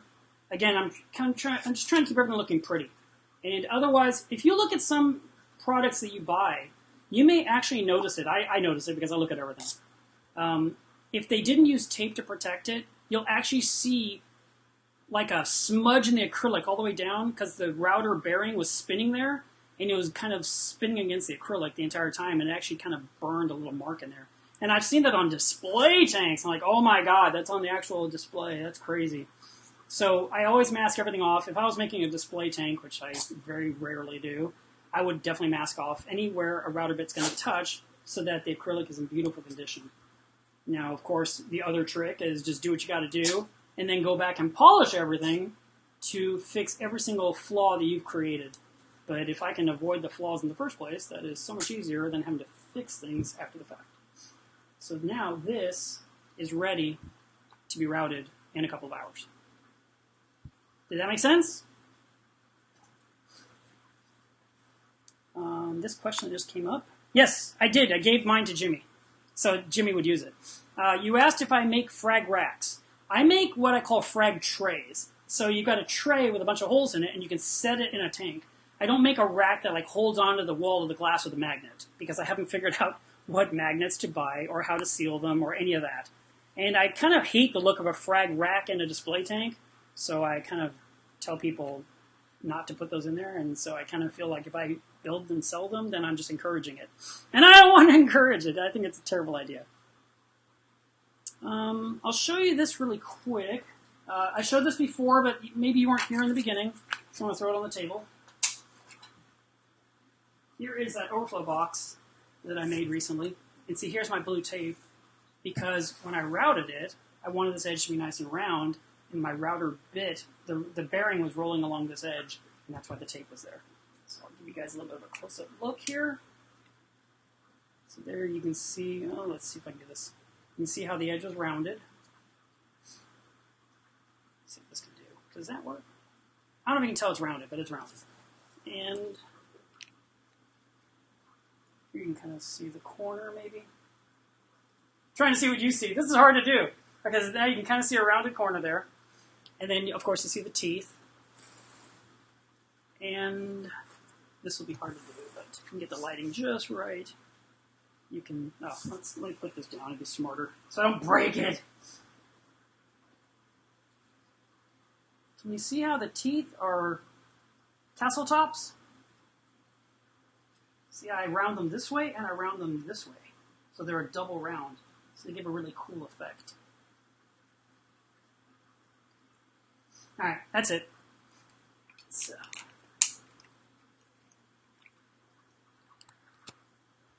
Any other questions I can answer? I've taken up way too much of your time today. We've been at this for 1 hour and 37 minutes.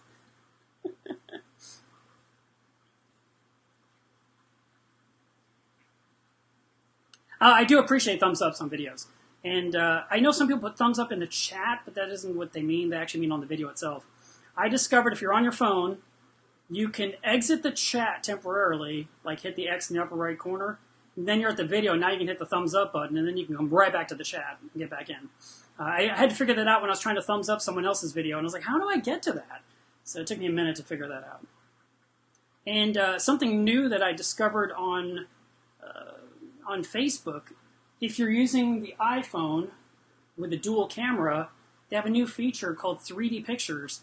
And so if you take a picture in portrait mode on your phone, and if you've enabled this feature on Facebook, then it will allow your picture to have that movement. It's really neat. Let's see if I can show you. Let's see if I can show it to you. Hang on. I'm going to jump into my Facebook really quick and see if this works. I have no idea if this is going to work. It'd be really cool if I could do it with the header picture on the top of my page. So,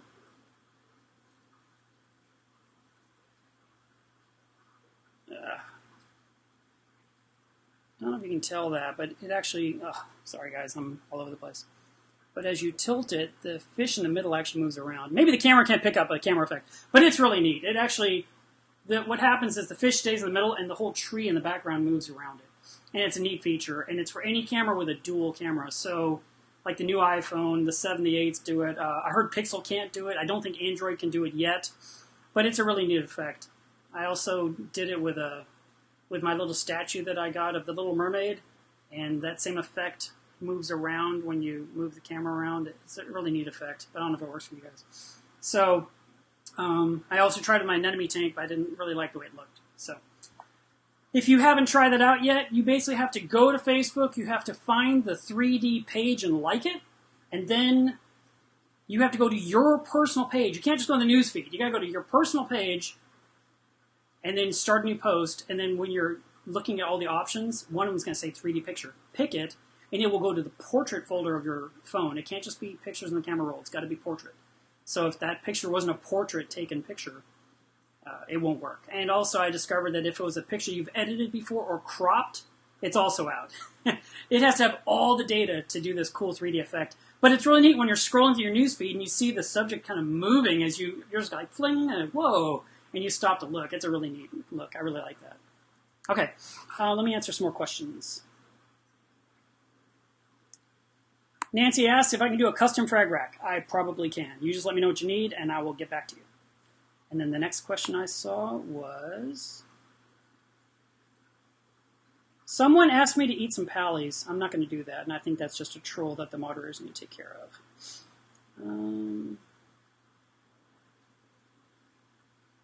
Jeff Peterson asked about acrylic again. He says, how much does it cost to buy the glue you're using?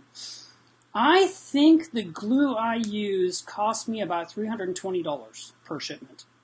A lot of the cost is the cost of shipping something so highly flammable. There's a huge up fee.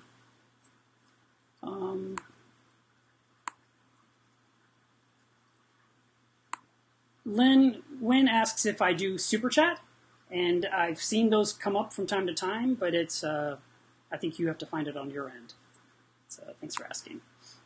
And then Sean, I'm going to say thank you for this. You're awesome. I appreciate that. And then Michael asked if I can get a hold of you for custom acrylic work. Yes, you can. The easiest way to reach me is going to be sales@melevsreef.com.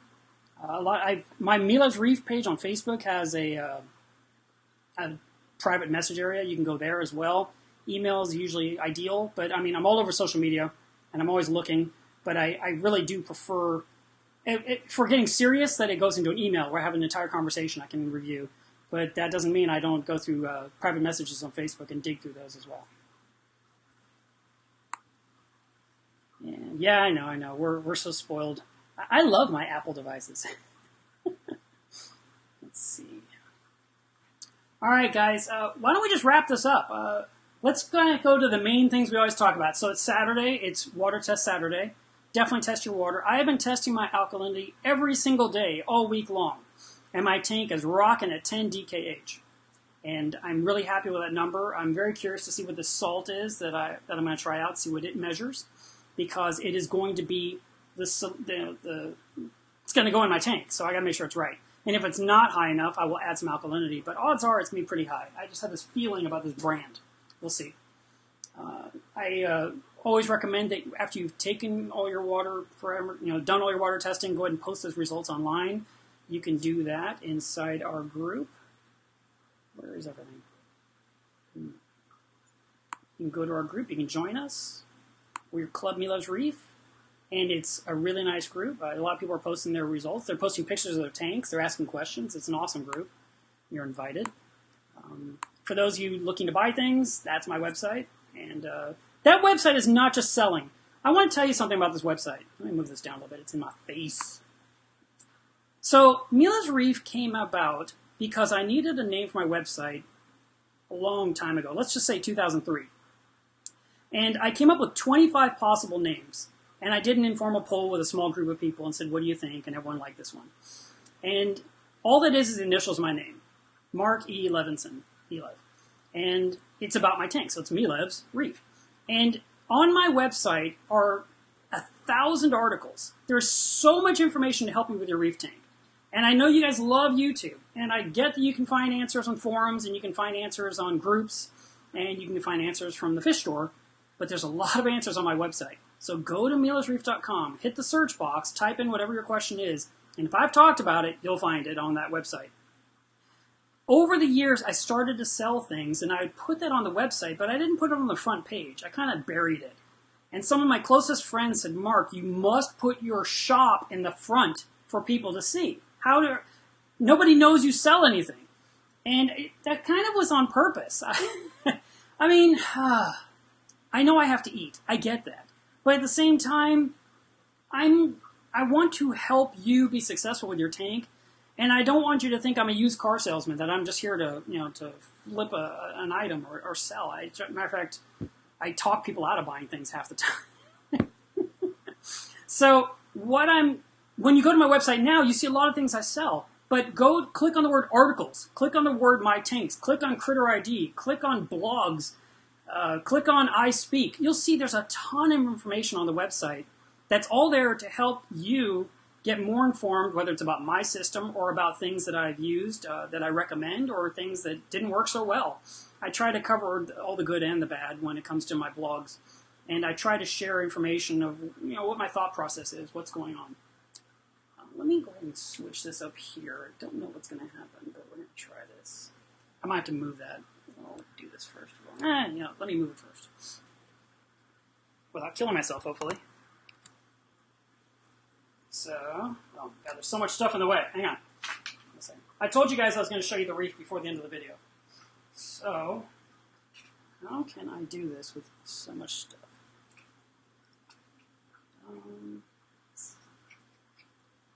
We're dealing with a lack of wire. So I'm going to move this a little closer. Move this a little closer. So here is my reef today. And the back of the tank is lit right now because of the light being on in the room. Let me tilt that slightly. And I don't know if this will help, but I'm going to grab a filter really quick. Let's see what it does. I'm going to grab one of those Pull-Up Lab filters. This is the kind that fits on your phone. Maybe I can just hold it in front of it. I don't know if this will work. Yeah, that doesn't help. That's hideous. Let's try a different one. I mean, my lighting right now in my tank is not crazy blue, so it should be decent. Yeah, it's kind of decent. Anyway, that kind of gets the idea. And I got this to get a little more wire here.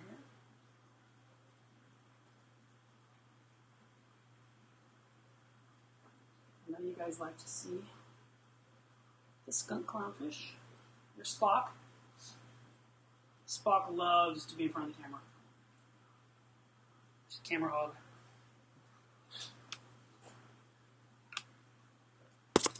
Tilt this way so you can see what you guys see.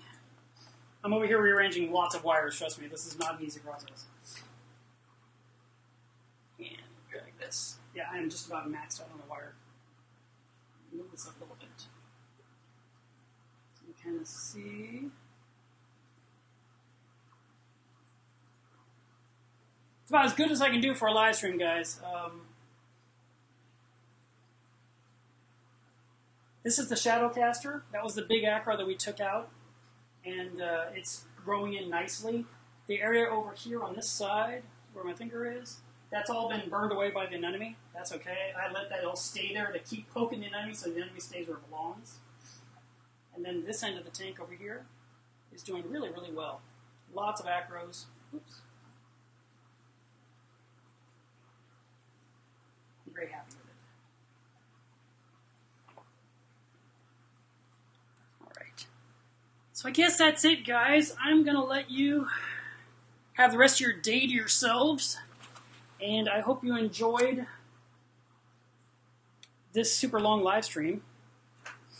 And if you have any other questions, or if I didn't answer the questions earlier, then I will answer them later on Facebook. What I do is I look for the questions I missed. I create an 8-minute video. I upload it to YouTube sometime before midnight. And it's video, it's edited, it's nice, it's quick, it's to the point. And that way you don't get ignored. And I apologize for the interruptions today. It seems like everyone wants to get my attention. You guys have a great weekend, and I will talk to you guys real soon. Now, how do I get out of this thing?